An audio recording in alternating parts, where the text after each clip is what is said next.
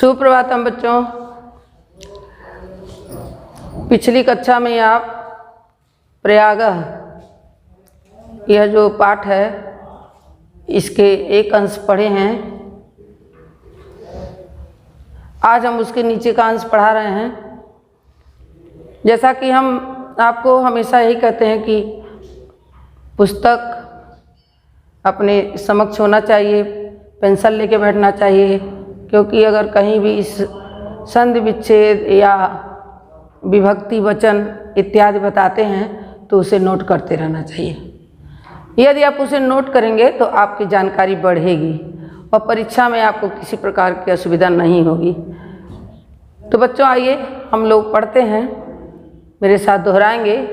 गंगायाः पुराण प्रसिद्धस्य महाराजस्य पुरुरवस्य राजधानी प्रतिष्ठानपुरम झूसी इति आधुनिक नामना प्रसिद्धम अस्ति। अस्य प्रतिष्ठा अद्यापि विदुषां महात्मनां च स्थित्या अक्षुण्णैव। कह रहे हैं गंगायाः, षष्ठी विभक्ति है। गंगा के पूर्वम पुराण प्रसिद्धस्य, पहले ही पुराण में प्रसिद्ध महाराज पुरुरवा की राजधानी प्रतिष्ठानपुर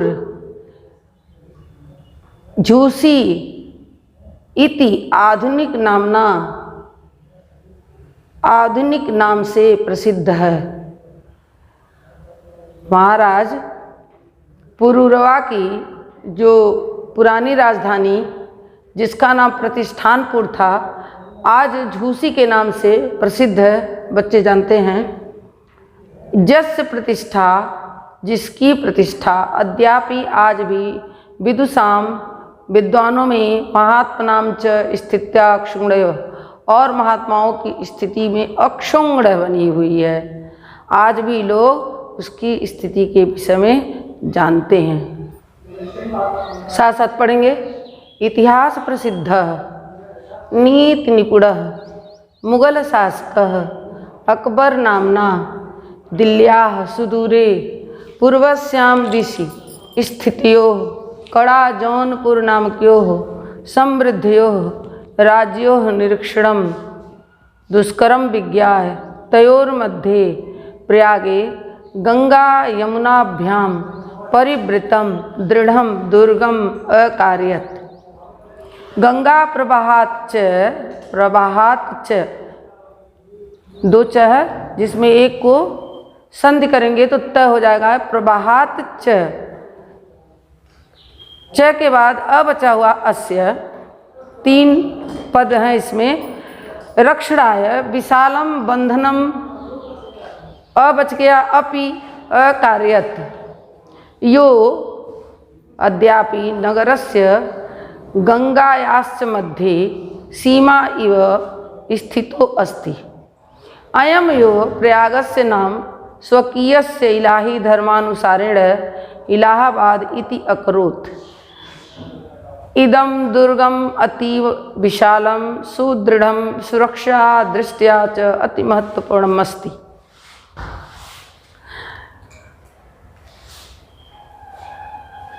शाब्दिक अर्थ देखेंगे। इतिहास प्रसिद्ध, इतिहास में प्रसिद्ध। नीति निपुण, सभी नीतियों में निपुण। मुगल शासक, मुगलों का शासक। अकबर नाम, दिल्ल्याः सुदूरे, दिल्ली के दूर। पूर्व दिशा में स्थित कड़ा जौनपुर नाम के समृद्धशाली राज्य का निरीक्षण सुदुष्करम विज्ञाय, अत्यंत ही कठिन जानकर। तयोर मध्य, उनके बीच में। प्रयाग में। गंगा यमुनाभ्याम, गंगा और यमुना से। परिवृतम, घिरा हुआ। दृढ़म, मजबूत। दुर्ग, अकार्यत, बनवाया। गंगा प्रवाहाच्च, गंगा के प्रवाह से। अस्य, इसका। रक्षा करने के लिए। इस दुर्ग की रक्षा करने के लिए विशालम बहुत बड़े बंधनम बांध को भी अपि भी अकार्यत कराया यो जो अद्यापि आज भी नगरस्य नगर के गंगायाश्च और गंगा के मध्य बीच में सीमा इव सीमा की तरह स्थित है। अयम एव यह ही प्रयागस्य नाम, प्रयाग का नाम यह ही किसके लिए आया है? अकबर के लिए, माने यह अकबर ही प्रयागस्य नाम, प्रयाग का नाम स्वकीयस्य अपने इलाही धर्म के अनुसार इलाहाबाद इत्यकुरुत, ऐसा किया। इदम दुर्गम, यह दुर्ग अतीव विशालम, अत्यंत ही विशाल, सुदृढ़ मजबूत, सुरक्षा दृष्टिया च, सुरक्षा की दृष्टि से अति महत्वपूर्ण अस्ति, अत्यंत महत्वपूर्ण है। फिर से देखेंगे बच्चों, इतिहास में प्रसिद्ध नीति निपुण मुगल शासक अकबर नाम जिसका था, दिल्ली के से दूर पूरब दिशा में स्थित कड़ा जौनपुर नाम के समृद्धशाली राज्य का निरीक्षण देखभाल कठिन समझकर उनके बीच में तयोर मध्य, उनके बीच में प्रयाग में गंगा यमुना से घिरा हुआ परिवृतम, गंगा यमुनाभ्याम परिवृतम दृढ़म दुर्गाम अकार्यत, बहुत मजबूत दुर्ग बनवाया, किला जिसको कहते हो। गंगा प्रवाहाच, गंगा के प्रवाह से इसकी रक्षा के लिए, उस दुर्ग की रक्षा के लिए, गंगा का जो वेग है उसकी रक्षा से विशालम बंधन, बहुत विशाल बांध भी बनवाया जिससे गंगा का जल उस दुर्ग को किसी प्रकार की क्षति न पहुंचा सके, जो आज भी नगरस्य, नगर के और गंगा के बीच में एक सीमा की तरह स्थित है। आप कभी जाएंगे प्रयाग में तो आपको देखने को मिलेगा। उसे ही काली सड़क भी आज कहते हैं, उसी मार्ग से यातायात होता रहता है, बहुत ऊंचा बांध है। यह ही प्रयाग के नाम से, यह ही किसके लिए आया है? अकबर के। अकबर ही प्रयाग का नाम षष्ठी विभक्ति है यहाँ पे, अपने इलाही धर्म के अनुसार इलाहाबाद भी कर दिया। पहले इसका प्रयागराज ही नाम था, लेकिन इसने अपने इलाही धर्म के अनुसार इसका नाम प्रयाग कर दिया, इलाहाबाद कर दिया। यह दुर्गम अति विशाल, यह जो दुर्ग है अत्यंत विशाल है, आज भी लोग उसको देखने के लिए जाते हैं। सुदृढ़म, बहुत मजबूत है और सुरक्षा के दृष्टि से अत्यंत महत्वपूर्ण भी है।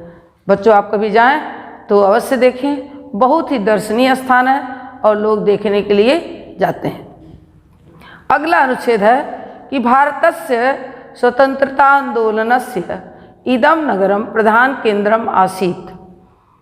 श्री मोतीलाल नेहरू, महामना मदन मोहन मालवीय, आजाद उपनाम चंद्रशेखरः, अन्ये च स्वतंत्रता संग्राम सैनिकाः अस्याम् एव पावन भूमौ उषित्वा आंदोलनस्य संचालनम् अकुर्वन्। राष्ट्रनायकस्य पंडित जवाहरलालस्य इयं क्रीडा स्थली कर्मभूमिश्च। राष्ट्रभाषा हिंदी प्रचारे संलग्नम हिंदी साहित्य सम्मेलनम अत्र स्थितम्। अत्रैव च अनेक सहस्र संख्यैः देश विदेश विद्यार्थिभिः परिवृतः विविध विद्या पारंगतैः विद्वद्वरेण्यैः उपशोभितः च प्रयाग विश्वविद्यालयः भारद्वाजस्य प्राचीन गुरुकुलस्य नवीनं रूपम् इव शोभते। स्वातन्त्र्येऽस्मिन् भारते प्रत्येकं नागरिकाणां न्यायप्राप्तेः अधिकारघोषणाम् इव कुर्वन् उच्च न्यायालयः अस्य नगरस्य प्रतिष्ठां वर्धयति। शाब्दिक अर्थ पहले देखेंगे बच्चों। भारतस्य षष्ठी विभक्ति एक वचन है, भारत का स्वतंत्रता आंदोलन का यह नगर, इदम यह, नगरम नगर, इदम नपुंसकलिंग का पद है, एवं यह नगर प्रधान केंद्रम आसीत। यह नगर स्वतंत्रता आंदोलन का प्रधान केंद्र था। श्री मोतीलाल नेहरू, जवाहरलाल नेहरू के पिता, महामना मदन मोहन मालवीय, आप जिनका नाम जानते हैं, वाराणसी विश्वविद्यालय के संस्थापक थे महामना मदन मोहन मालवीय। आज़ाद जो बहुत बड़े देशभक्त थे, उनको भी बच्चे जानते हैं। देश की स्वतंत्रता के लिए जिन्होंने आत्म बलिदान कर दिया था। आज़ाद उपनाम इनका था और इनका नाम था चंद्रशेखर। अन्य और दूसरे स्वतंत्रता संग्राम सैनिका, स्वतंत्रता संग्राम सैनिक अस्याम एवं पावन भूमौ, इस ही पवित्र भूमि पर, भूमौ सप्तमी भक्ति है, अस्याम एवं इस ही पावन पवित्र भूमौ, भूमि पर उषित्वा रहकर आंदोलनस्य संचालनम, आंदोलन का संचालनम अकुर्वन्, यह जो स्वतंत्रता संग्राम का आंदोलन था इसका संचालन किया। राष्ट्रनायकस्य पंडित जवाहरलालस्य इयं क्रीड़ा स्थलीकरण भूमिश्च, राष्ट्रनायक श्री जवाहरलाल नेहरू, पंडित जवाहरलाल नेहरू जिनको कहा जाता है, उनकी यह क्रीड़ा स्थली और कर्म भूमि भी है, अर्थात यह इनकी जन्मभूमि है। यहीं पर इनका जन्म हुआ था जवाहरलाल नेहरू का। कभी आप प्रयाग जाएंगे, आनंद भवन देखने जाएंगे, तो आनंद भवन में इनके बालकपन से लेकर युवावस्था तक के पूरे जो संग्रह कक्ष है उसमें चित्र लगाया हुआ है, उसे आप देख सकेंगे। उनके विषय में कहा है तो फिर से देखेंगे। भारत के स्वतंत्रता आंदोलन का यह नगर प्रधान केंद्र था। श्री मोतीलाल नेहरू, मदन मोहन मालवीय, चंद्रशेखर आज़ाद, जिनका आज़ाद उपनाम था, दूसरे स्वतंत्रता संग्राम सैनिक इस ही पवित्र भूमि पर रहकर आंदोलन का संचालन किया करते थे। अकुर्वन्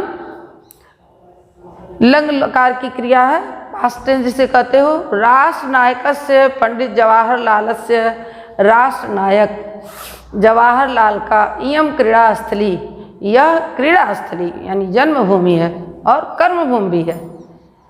मनुष्य जन्म जहाँ लेता है उसे जन्मभूमि, और जहाँ अपने कर्म करके अपना पूरा जीवन व्यतीत करता है उसे कर्मभूमि कहते हैं। लेकिन इनकी कर्मभूमि भी वही थी। राष्ट्रभाषा हिंदी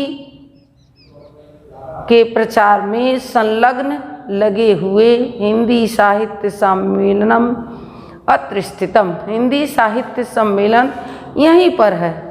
अत्रैव च, यहाँ ही, अत्रैव वृद्धि संधि है, अत्र एव यहाँ ही, अनेक सहस्त्र संख्यैहि, अनेकों हजार की संख्या से देश विदेश विद्यार्थी भी, देश अपने देश के और विदेश के तमाम विद्यार्थियों के द्वारा, विद्यार्थी भी तृतीया बहुवचन का रूप है, तृतीया बहुवचन का रूप है, विद्यार्थियों के द्वारा परिवृतः घिरा हुआ, विविध विद्या पारंगतैहि, अनेक प्रकार की विद्याओं में निपुण पारंगत, विद्वद्वरेणैहि, श्रेष्ठ विद्वानों से उपशोभितः, शोभित प्रयाग विश्वविद्यालय भारद्वाज की प्राचीन गुरुकुल नवीन रूपमेव, प्राचीन गुरुकुल के नवीन रूप की तरह सुशोभित होता है। उसको देखने से ऐसा प्रतीत होता है जैसे प्राचीन काल में गुरुकुल शिक्षा प्रणाली थी, उसका एक नवीन रूप है। स्वतंत्रेस्मिन्